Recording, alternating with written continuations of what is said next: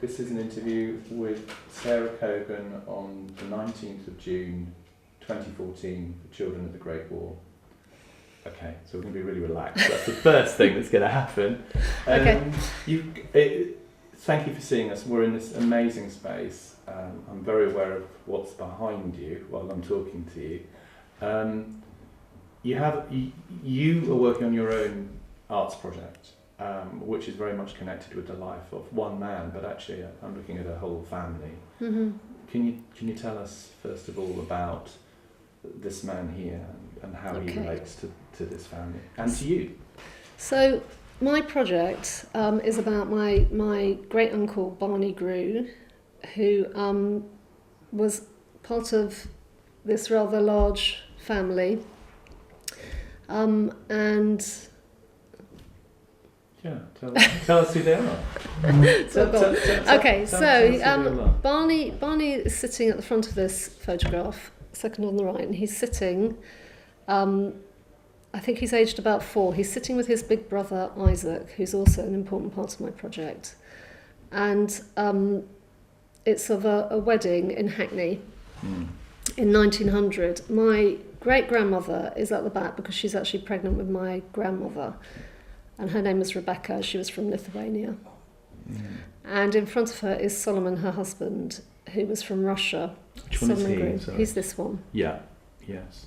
And his brother Isaac is also over here on the left with his wife Sarah. Solomon and Isaac were furniture makers who worked from Hoxton Square, like many Jewish families who imported timber and made furniture. And their parents are also seated, my great-great-great-grandparents, who are Sophia and what was he called? He was called David, who would have come from Russia as well. And he's wearing a very traditional dress, isn't he? He is wearing traditional, and, Russian dress. And they were remarkable photograph. And you just found it, by the way. You were saying that has it just recently come to light? Well, I had put it away and obviously forgotten about it, but then luckily found it a few days ago. Also, seating in the front is Barney's cousin Sam, who fought with him and signed up with him, and they were also with their other cousin Arthur, who was also called Isaac, but like many members of my family who were called Isaac, changed their name to Arthur in order to anglicise them. And this is, as I was saying, is a portrait of my grandmother. Yeah. I think this was taken around the time of the First World War. It looks about the right era. So she would have been a teenager. She was Barney's younger sister. And she was the first person who showed me the archive when I was about 5 or 6. And she didn't used to read me the letters, but she used to show me his drawings. So drawings like this one, which he did in France. And the reason that she used to talk about it was because she had never got over the loss of her brother, her big brother. In fact, the family in general had never got over the loss of Barney, and he was a bit of a sort of legendary figure in our family. And I then really, having seen them as a child, almost forgot about the archive. But when as an adult, I remembered it, having worked on images of the First World War in not connected to this particular archive. When I finally did look in the box that my mother had, there were some things that were really striking. The first, and that I hadn't known because they hadn't been important when I was a child. The first thing was that Barney was a map maker in Scouts, which was a very unusual thing for a private Jewish working class young man from the East End to be. And he'd been picked to be a scout because of his drawing ability, which most members of my family could draw. Do you know, so I've got to stop you there, where do you know what that connection is, the drawing? Is that to do with furniture making? Well, and I don't know design, I don't know, there was just an absolute inherent ability to draw. For that side of the family. My mother's an artist, they were furniture makers, but I don't really know. But yes, they were furniture makers living in the East End, and so he used to do all the posters and everything associated with the big fairs that they had, furniture fairs that they would sell at. And they also imported timber along the canal, like all the small furniture You manufacturers. just told me a lovely story about that. Sorry, you've got to say about your grandmother? So my grandmother, when Barney was in the army, my grandmother had to take over some of his duties in the business, and one of them was to sit on the canal, which is right by my studio we're in now, the Regent's Canal, and collect the timber off the barges as they came along, and she really hated it because of the rats. There were lots of rats. So I hadn't realised when I looked at the archive about him being a map maker, and I hadn't realised that they had been based around the corner from where I had been working for 21 years on the same canal, and that they were actually living in Hackney but also working in Hoxton Square. So this was all new to me. And one of the sort of really interesting things to me was I had worked on these map-like paintings, aerial views of the First World War for a long time. I'm just going to show you one, mainly on Passchendaele. And I had been crawling over these canvases, map-like canvases for some years. So that was really fascinating to me because obviously Barney had also been crawling over the terrain, and he talks a lot about that. So there was this real link between his story and what I was already working on, which was slightly unusual. The most interesting thing, though, for me out of all of this, when I read the letters, first thing I looked in a box, I thought there were probably about 30 letters and lots of photographic postcards and drawings. But when I read them all and I laid them all out, I realised that they were only a 5-month period and that he'd written about 150 times. So he'd written on many days to multiple recipients. And what's fascinating is that he had told the story of what was happening to him in 3 different ways. So to my grandmother, he had talked about his daily life and about Hackney and had she seen any Zeppelins and what had happened to the furniture manufactory. And then he also talked about people he'd met from Hackney and was very rude about lots of them, told lots of funny stories about them. So that was very interesting. And he also sent her lots and lots of these photographic postcards. And what he wanted to do was he wanted to collect every card from every series that he bought. So he would go back to the same shop over and over again to try and get more and more for her of the same series, whether they were tourist ones or hats or, whatever they were. And then he kept saying to her, can you go around all the relatives who are in this photo, my aunt and uncle, and collect them all and keep them all together so that they can all be there when I come back. So he had this real sense of legacy, and that not only they would be interesting to him, but that it was a historic moment. He was a very clever and sensitive young man. And so that was very interesting. The next person he wrote to was his big brother, Isaac. Yeah. And Isaac was his confidant, and to Isaac he told the unvarnished truth. In fact, I'm going to read you a quote, if that's okay. Of course. Yeah. From his letter, and what he said were things like this. Isn't all honey, dodging big shells, etc. My pal Middleton, sitting between Sam and myself, was hit by a big explosive in the head, and I hear he's died. Rest in peace. We were very friendly, having a great interest in sketching. We can't tell why we were not hit as well. So he really told Isaac what he was seeing and what he was feeling. And the other thing he reveals very interestingly to Isaac is his big dilemma, which was the dilemma that faced so many 20-year-olds in the trenches, which is, what do you tell your mother and father? Yeah. And he wrote at great length, and in doing this, he reveals everything he might not tell them. So most soldiers, it's very unusual to find letters that have any aspect of reality in them, because people kept that for their diaries. Yes. Apparently they weren't encouraged to keep diaries. So he tells Isaac a whole story like that one about Middleton being killed, and then he says, what shall I tell mother and father? And that goes on for a long time, so you get a very 3-dimensional, multi-layered view of what he's seeing, what he's thinking, what he's feeling. He also has an amazing visual sense, so he'll talk about a white horse being put in the stall next to him in a barn and shaking its coat against, itching its coat against the stall, and then the white hair floating over their uniforms. There are lots and lots of these amazing visual images.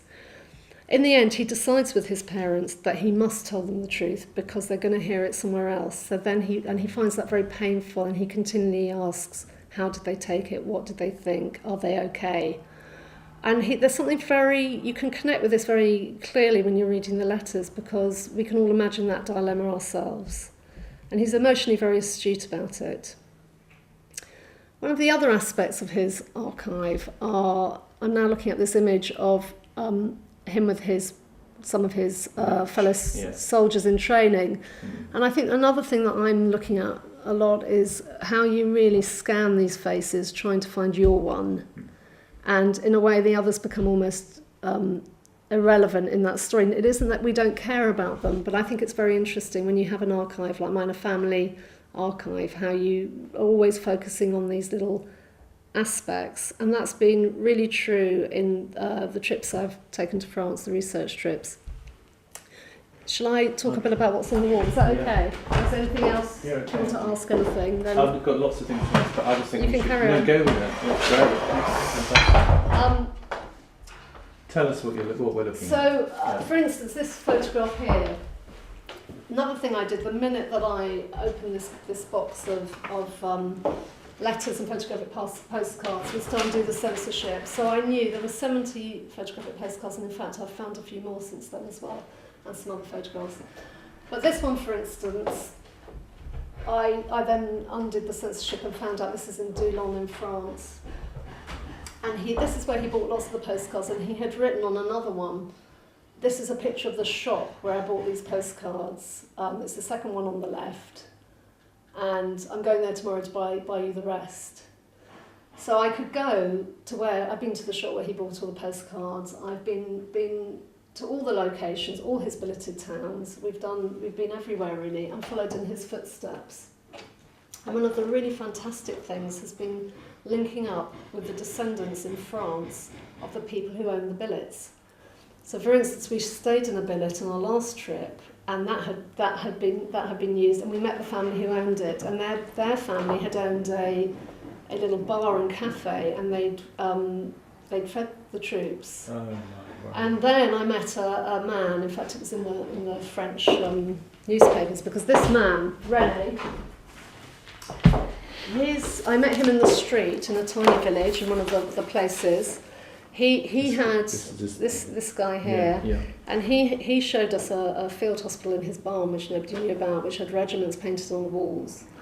But then he took us into his house, and his grandmother they'd used her house as a billet, and they'd left in a hurry. The British had left in a hurry, and they'd left all these secret military maps. Obviously, we were on the trail of a map maker, and she'd hidden them up the chimney so that in case the Germans came, they wouldn't find them. And I went back to meet him. I've been to meet him twice actually, to have a look at these maps, because Barney obviously contributed greatly to the trench maps. And I think there's this thing as well of looking at the community in the Somme and building up these relationships with them about their past as well has been really, really interesting. I mean, that's extraordinary. So you've gone back literally in his footsteps. Yes. What I found is that there are so many connections between you and him. I mean, in terms of drawing, in terms of this work that you're showing us, and I mean, and you're talking about him. Would you tell us a little bit about how finding this experience and his life, his very, very young life, because he died when he was 20, how that's affected you and as an artist, and because you were saying you find it very difficult to untwine the thing.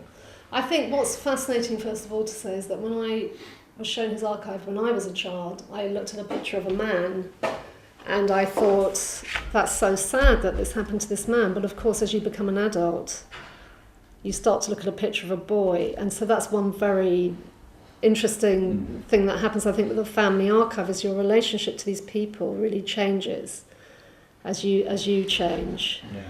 And I think that the other thing is, a lot of my work is about trying to find the essence of Barney, and the gap between what you think might happen when you go looking for the view that's been turned into the ring road or whatever it may be, is there's this gap between your preconception and reality. And the one thing, although you might identify with him, you never get that virgin moment of opening a letter and it being from him. You can't step back and look at him as if you knew him, because we don't know him. One of the things that's been very interesting as I've gone along, and I'm putting contemporary image with archival image and personal archive and all sorts of other stuff, is Sorry, lost the thread of what I was going to say. That's right. Is whether we see him as a contemporary figure, because is he still my uncle, or is he the subject? Do we see him as one of us? Does he become? Do we own him again? And is it as if we knew him? And because he tells us everything, really everything in his letters, every day is written about, every feeling. But I'm not sure that I'm not sure he can become contemporary, even though his words are very contemporary. I think he is in his pocket in the past. And part of my project and my work is about trying to unpick that a bit and look at those layers. Because also of this multiplicity of thought and archive within his correspondence, my project is attempting to mirror that and keep those threads. So they will be, although this is a bit of a spider's web, my sketchbook on the wall, which isn't a finished piece, it is just ongoing work. The actual way that I think of it is as these parallel views, like sight lines of a rifle, like looking through this shape and just seeing one view at a time. So you've kind of got his chain of thought. Then there's the National Archives, the historic military records that I've used, that's another chain of thought. And then there's my contemporary looking back at him. And so it's working all the time in a multi-layered and faceted sense about it. That's a remarkable way of, I'm just looking at this image. Yeah. I just wanted to unpick what you were saying about the kind of the contemporary side of can he ever really be sort of here as in a kind of contemporary sense? Is that important? I think thinking about it's important, and I think the mystery of someone in your past, in any of our pasts, why are we all so fascinated with this First World War in such a personal way? And I think it is partly about you're trying to grapple with a 20-year-old, who may look like a member of your family in contemporary life, and yet then isn't. And it's.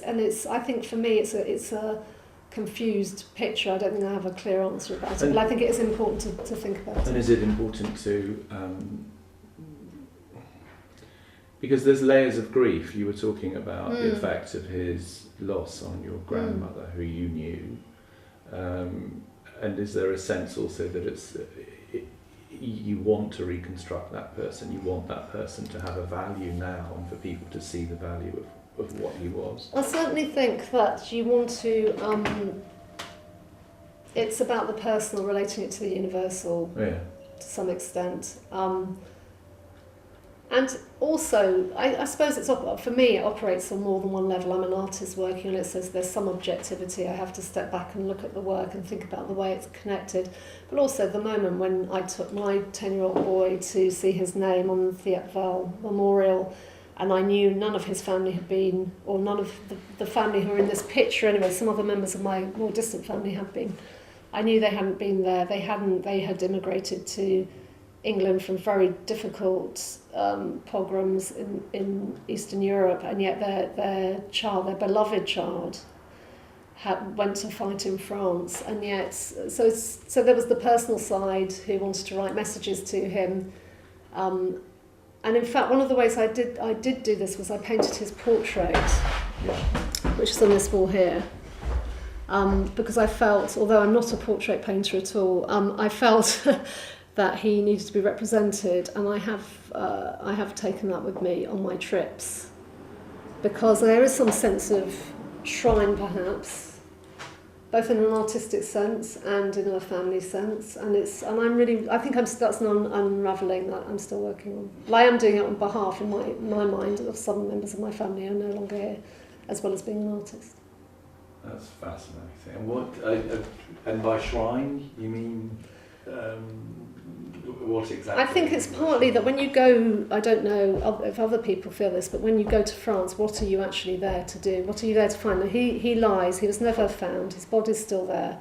There's no grave. There's nothing. It's a farmed field. They haven't left it as obvious trenches. You would never know anything had happened there. So what do you do as an artist or anyone else when you stand in a field where there is nothing but a modern farm operation going on. And I think for me, I started to feel it was really the story I was bringing to the place, not the other way around perhaps, and I had to take something with me, having been there once. No, I think I completely connect with that. I don't know why I went back to where my grandparents, my grandmother lived, and scooped up earth from where their garden had been, and then took it to Belgium. And, well, yes, I put the totally. earth onto his ground. Yeah, I can totally understand. There's a sort of story. I'm picking up on to something you just said, and the fact that he wasn't found, but he lays on the map somewhere. His body is in the map that he may well have drawn. Or that is his landscape that he drew. And I'm pretty clear, more or less, where he is in the field, just because of luck. But the road runs beside the Yiddish Street Trench, where the Jewish London Rifle Brigade were posted to fight from. And I know he was scouting the night before, and his job was to crawl over this land to see if the German wire had been cut, because I found the order that was given. So I know he's in that field, and I know which area of the field he's in, and I also know where he was scouting. I know pretty much what he was doing in that field in the weeks before, even when he's writing home saying nothing happening. I've done all the backstory and that, so I know what was happening. Are you happy to tell us that? Or is that very detailed? Or I think I probably won't right now, but that story's there. So he died somewhere around the 1st of July, you think? It's either the 30th of June when he was scouting, or he was, or it was the 1st of July, more likely to be when they were sent over the top. And I've looked at those records in quite a lot of detail, and I've also worked from. Maybe is it easy if I pick things up? We can. Well, we can. Try to come over here. I've also worked on photographs of the field where he died in the National Archives. So I've done a series of drawings, which I'll be exhibiting. Thank you. Fantastic. And also these were taken from as well. These ones, and they're on this calligraphy paper, so it has this real translucence. Yes, it is, isn't it? Partly also you're only allowed to use pencils in the National Archives. So your work here is mixed with his. Mixed with his and mixed with archival other images which are nothing directly to do with it, but yes. And his maps that he drew?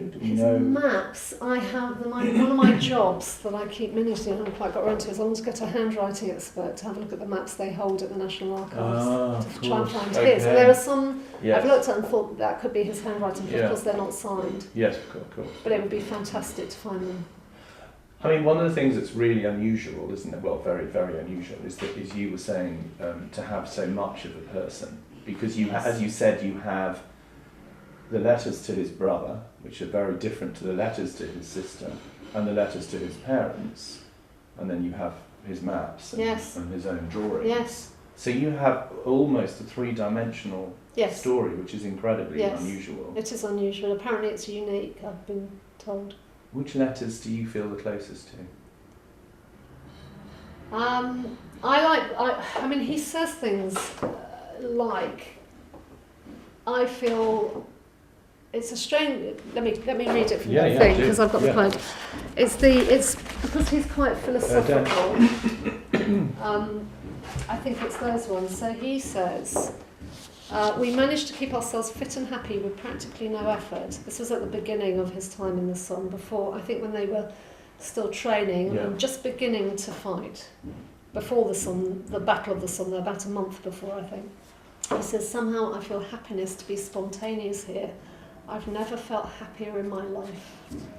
And what I love, because then I'll read the next letter and he will have said something quite different, but also I love the fact that there's this youthful, at the beginning, huge, exuberant feeling. He also wrote, here I am again, mucking about, in, behind, in front of, and in fact all around the frontline trenches, because a lot of his time was spent in no man's land, map making at night. Quite exciting. It's a funny feeling to be shot at. Still funnier to hear the whine or hum of bullets or shells of many descriptions overhead.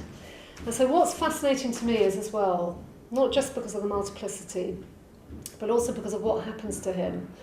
At the beginning, there's this incredible youthful 20-year-old excitement about fighting, about being with these other soldiers, and about map making. He's obsessed. He writes home all the time saying, send me a book about rangefinders, send me a book about, send me more paper.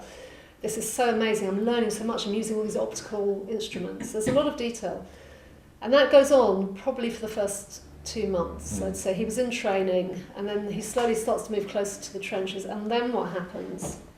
I don't know if this completely answers your question or not, but they're amazing, those letters. But then you get the depression and the exhaustion beginning to hit him. Obviously, he doesn't say that. He doesn't state it.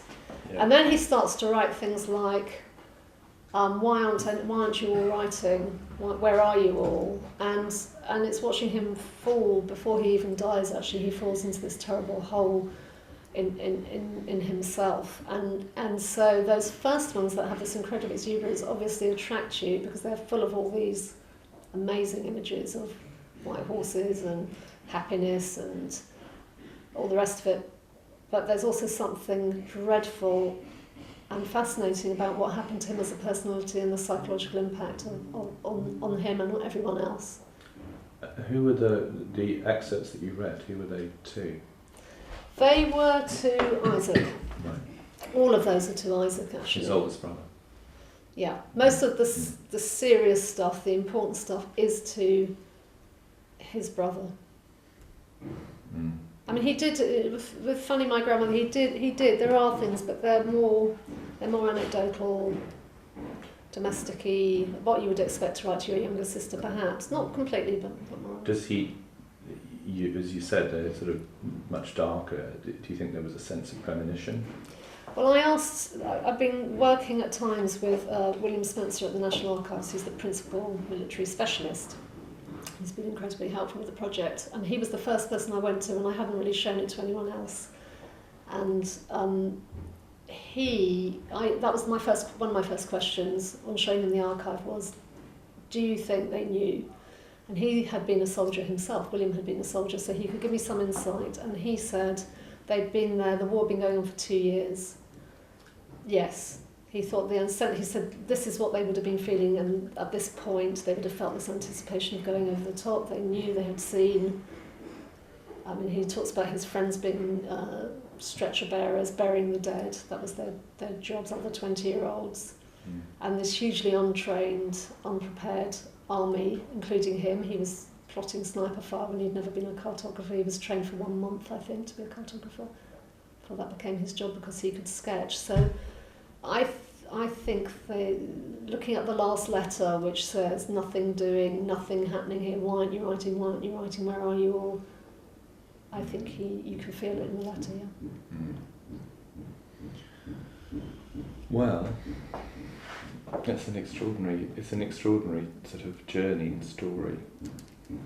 And I think the thing that really strikes me speaking to you is how alive, it sounds a really crazy thing to say, but he seems in you, but also here, and a real sense of him and his relationship to you. And that's as an artist, do you sense that? Absolutely, yeah. Absolutely. And I mean, it's interesting because the family had a relationship with him through my grandmother when we were young, but how that's developed, and I think you do go through, I think I went through a point where it suddenly does hit you that you're, and there's a mourning almost as if you did know him, you mourn, I think you do mourn these people if you invest a lot of thought. I don't think you have to be an artist to feel that. I think we all, to some extent, if we delve into their stories, you can't help it.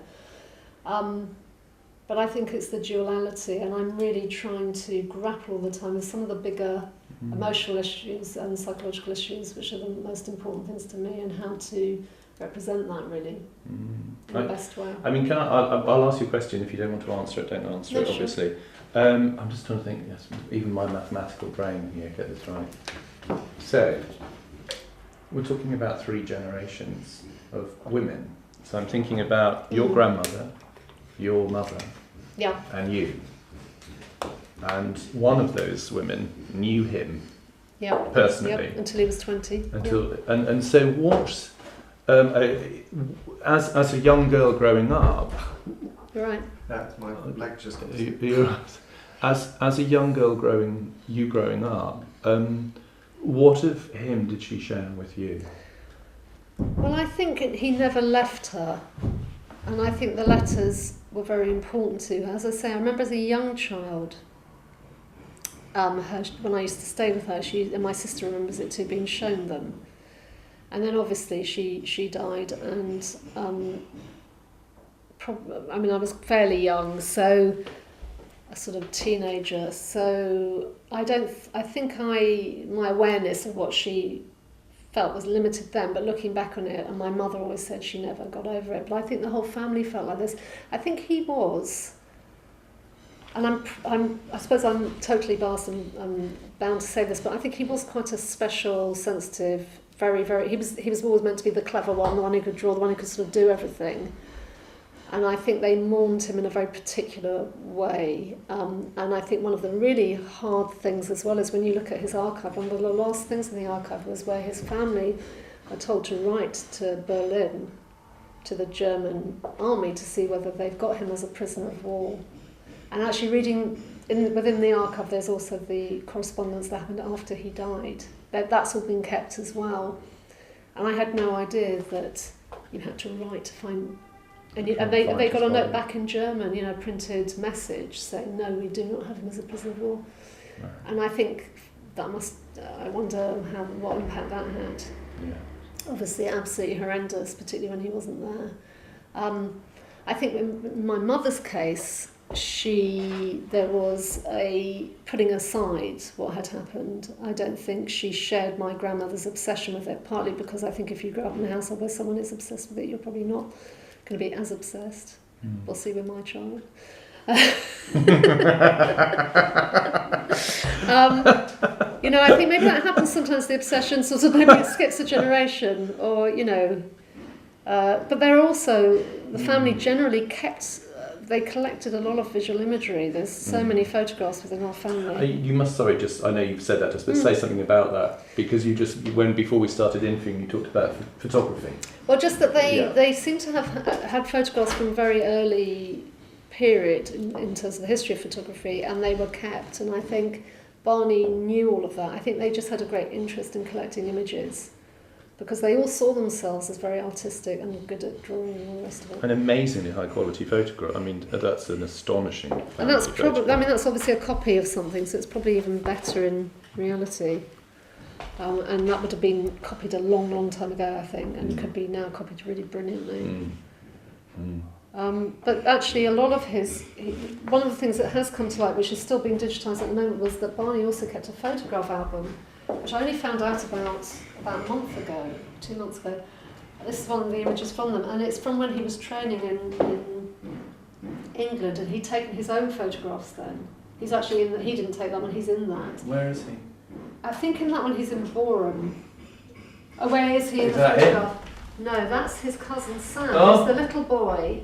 Gosh. He's something like, annoyingly, he's one of the ones whose faces you can't see. I think he's that one. Yeah. And what's amazing is I have got to know all the people he fought with as well as him, because he talks about them. And then suddenly they were all, that was very emotional, actually, very moving. Suddenly they were all their portraits. So Mick Gordon, who had to bury the dead, I had no idea what he looked like. Suddenly I was faced with this portrait that he'd taken of Mick when they were in training. So it was his own record. Right. And a little handwritten note that's somehow feels very contemporary as well. And that photograph is very contemporary. I don't know what, but I'm just... There's something it's about so it, isn't there? Yeah, they're just kids. They're kids chilling out, having a laugh. I mean, and being, I met him, I'm sure. Yeah, exactly. I mean, that is an amazing photograph. But there are lots like that, of them just messing around, learning how to build a trench, and that's when you start thinking, hang on a minute, you could be my nephew, you could be my son, and you were just having a bit of a laugh in Boreham, but the next minute... I mean, you get an image like this, and then think about what you know about the First World War. What are the images? Not that one. Not that one. Not spontaneous. That one. Happiness is spontaneous. Yeah. So also that's fantastic, because you start to unpick. That's what we think of. We think of that. This running, we don't think of that. And okay, it's a tourist photograph. He didn't take it, but he's picked it, and somehow it reflects some of what he. And you have here. These are. These images. This is, which are from this? And yeah. And there's And is that your interpretation? Of that? Of that? Yes, it is. Yeah. I mean, I think they were at the very beginning of the project trying to understand really what did it mean to go from this to being up the top, that one or that one, and that's obviously very interesting. What did you have to go through? What process did you have to go through to be able to kill and be killed? And that's really fascinating, and that's what I'm looking for, I guess, the most. What's this up here? Okay, so they're from the National Archives and they're documents. Are you talking about the sorry. blue one? Yes, I am at the top. So I've put the National Archive diaries with his archive to match up the official line with the personal line, because I find that really interesting. That will be an integral part of what I'm doing for my Changing the Landscape multimedia arts project. And then there'll be a multi-screen video installation as well that goes with that, and a community education programme. That's a lot. And many other aspects. And then on History Pin, they're going to locate with Google Earth. You're going to be able to map where he was, and all the images that relate to each place will all be put on there, contemporary or archival. So it's quite a large, sprawling project. I mean, I put that one up the top. That's in those little maps, because that was kind of what I was doing before I knew he was a map maker. That was one of the images, and that seems obviously that. So you had no idea you'd been a map maker, and you were working on maps yourself. Yeah. So that was a strange. But maybe I was told and forgot as well. Who knows? How do things feed through? Do you a really crass question, because I'm trying to think if I could answer the same question. Do you know why your grandmother told you about her brother? Well, I think. What was the need? She was proud to show us, particularly as I say, as a child, she wanted to show us that his drawings, but also to keep him alive, and for her own, feeling that she wanted to talk about him probably, and that we were his descendants too, perhaps. So I think it was that. And is there also a side to this which is very important within Jewish culture? The passing on of story, the oral stories being passed down, or is that something that's slipped? I think my family might be quite indicative of this, that you'll get a generation who wants to pass down stories and talk about being Jewish, and you might get the next generation saying we won't go there again because we're assimilated now and we don't want to delve into that. Yeah. And I walk somewhere in between all of that. Is it a Jewish project? I wouldn't want it to be too contained by just that. There is a Jewish story here, but I think it's also a universal story about youth and about the loss of youth and about the psychological aspect. So it's in there, but it's not the main aspect for me. But I think my grandmother used to tell the stories, but the stories don't get told in the same way, obviously, since that generation's gone. No, absolutely not. Absolutely not. So where do you go, just out of interest, after here? When does your exhibition I've got 2 open? more years. You've got 2 more years. So I've really just started doing the actual piece of work. As I said, this is my sketchbook. So this is your sketch. So it's research, sketchbook. Putting images together. Assimilating his story, understanding how that relates to your story, and because of the way this has worked, and I found it great doing this, it will be a bit like this. There will be multiple images put together. Perhaps a little bit, think of it almost like a page of a book, perhaps with different elements, but they will be in panels, and it won't be as sprawling as this. There'll be a clearer narrative. One of the things I'm still thinking about is how to deal with text, whether the narrative of his archive should in some way run separately but with, or whether that should be integrated completely into the visual images. And so I'm really grappling. I wouldn't say I had a clear answer. I'm grappling and just making lots of images. It's interesting, just hearing, that's very useful to me what you've just said, because thinking about trying to incorporate letters into a play. Yes. And of course the letters are the only thing we have which is written in the present. Yes, that's whereas everything else we have is not in the present. So we have a lady called Ruth Gafer, whose father, he died just after the war. He'd been gassed, so he died when she was 4, but she has one memory of him. But she has 300 letters, which are now with the museum in Beverley. He was an officer in the East Yorkshire Regiment, and his letters are funny and witty and warm, and he doesn't talk about the horror, but No. he No, makes so light. Even some- being gas, he makes light. Although they've nicked all his clothes and he's naked because all the clothes are stinking with gas. But the letters, she read some of them to us, and they're all, of course, in the present, and it's like he was in the room. Yeah, yeah. And like when you gave that description of the horse's hair, Yes. that the sort of hair stood up on the back of my neck because that's so present. That's Well, now. he'll say, I'm sitting, what he'll do is he'll say, I've just finished guard duty, I'm I'm in the barn, I'm sitting up in bed, and then an hour later, he'll say, well, it's an hour later now, he'll start writing again, and he'll say, they've just brought me, someone's just gone and got warm milk from the farmer's wife and some eggs, and I'm sitting in bed, and you are in the room. You know, when he drew this, he writes, I'm sitting next to this man. He's peeling potatoes. I absolutely love that drawing. It's a brilliant drawing. He's Very clever drawing. This is blue, isn't it? In the letter. No, I don't know. I'm just assuming it's something about it. I see. Sorry, I'm yes, just of imagining course, what in colour his reality. shirt is. I wondered if it was blue. But what's brilliant is he sits you next to every. You know, this is me. I've just done this march. My pack was very heavy.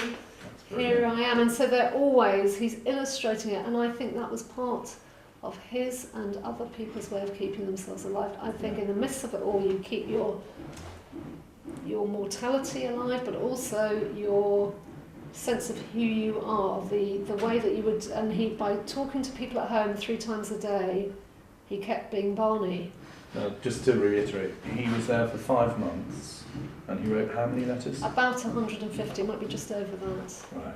So he'd been training before, I think for a couple of years on and off in England, which I hadn't realised until this photograph album came to light. I thought he'd only been in the army for 5 months, but that now apparently isn't right. But he'd written, so there are some gaps. There are some days where he didn't write. But on average, that's a letter a day. So there are lots where he wrote 3 times a day, or 5 times a day, and then there'll be a big gap in the middle where he couldn't write or something. But not for very long. It's always just a matter of days. And there may be other letters that haven't come to light that weren't collected, or other people in the family might have found. And with those letters at the end, will they be published as a book, as the story? Well, that's all unfolding. You're thinking about that? I'm hoping so. Yeah. I hope they will be a book. Yeah. But it's finding time to do everything. Yeah. Might have to happen a bit later on. I'm not quite sure about it, but I think they are a thing in themselves, which is outside of the artistic work that I've done with them. Just in finishing, really, to what extent is your story being intertwined with his story? To what extent is that actually about? I mean, how important a part? Because we talked about the people. Yeah. And him. To what extent is the landscape and the environment important? Well, I mean, I think, with this kind of image that I've done, and with lots of my other work, and other more landscape-based work that isn't on the wall, but I've always seen it that we are the people, because I for years and years didn't draw people. That wasn't really what I was interested in. I wanted the viewer to be the person in the narrative. And the same with this sort of view. I almost feel like the regiment are standing behind us when we look at an image like this. They are there in a way, but we are them. And so I think they are intertwined. I think what I think will come out in the exhibition is that my preconceptions and my view are another view parallel to his that will be included as a separate view, contemporary view. That's really important. It's really important, and it's because everything is through my. Although we have, his archive is him. That won't be touched. That's his work that he did, that he illustrated, and that's his point of view. But what I bring to it obviously has to be represented almost as a separate thing. If that answers your question. No, totally. Yeah, it is. And as you said when we walked into the room, you find it difficult to. The stories are so intertwined, your story and his story, your family story, they're completely intertwined. And artistically intertwined, totally. Yes. So a big part of changing the landscape is how his journey and his life as an artist has affected your life as an artist and how you Absolutely. have grown through that absolutely. knowledge. Is it? Absolutely, Yeah. it's totally affected it. Yeah. I'll ask you one last thing. Yes, of course. What do you hope will be the outcome of this in terms of The artistic outcome and also in terms of the viewer, the audience? I really hope that I manage to intertwine all these threads and yet keep them in some way particular and separate.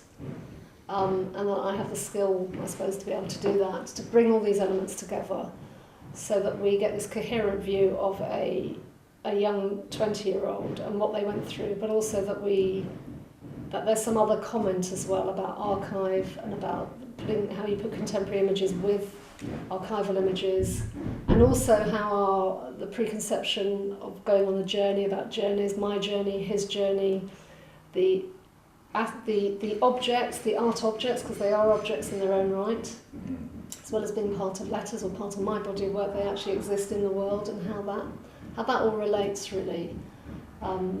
And if I'm hoping that the audience obviously will get that, and also get his story, get the unfiltered story, and then the story that comes through my interpretation. It is an interpretation, and also with the film as well, which is another aspect. I think the thing that also, I mean, in looking at the point you just made about the landscape, which I thought was fascinating, about there's nobody in the landscape, you want people to place themselves in the landscape. I think the thing that really strikes me partly about about Barney's story, your story, is that actually it's possible for us to place ourselves in the landscape. I hope so. With our own family histories Yes. as well, and to find those people. It's a very sort of, it's like quite a healing project. I'm sure it is. I mean, I think changing the title, changing the landscape, is meant to indicate not just the obvious geographical, physical changes that happen during war, but it is meant to reflect also, for my family and for all these families, that the emotional landscape changed forever and it couldn't go back. I mean, economically, for women, the mortality rate was much higher during the First World War, but mainly the psychological and emotional landscape was forever changed, and that happened to us as a nation, and it happened, it was a world war, it happened to many, many nations, and I'm very interested in unpicking that, and how the physical changes in landscape, the craters, which have been a bit of a motif for me, what does that mean?